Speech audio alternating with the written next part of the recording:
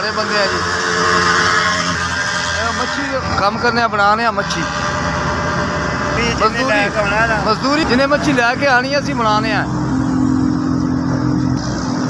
10 रुपए किलो असी लेने पक्की ठट्ठी घर किराएदार जी 16,000 बच्चे 3 मुंडे ने 2 कुड़ियां ने।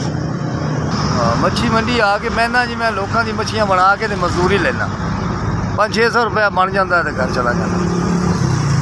हाँ जी 0307 49 75 532 0307 49 75 532 गुलाम रसूल।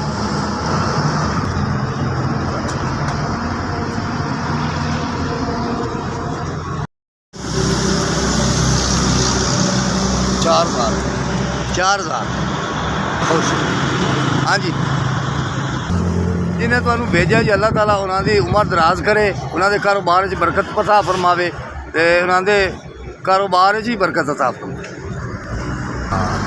जिन्हें मेरी 4,000 की हेल्प की अल्लाह ताला होर देवे, होर दिंदा रहे अल्लाह की जात हो। SVS तुहाडी बड़ी मेहरबानी।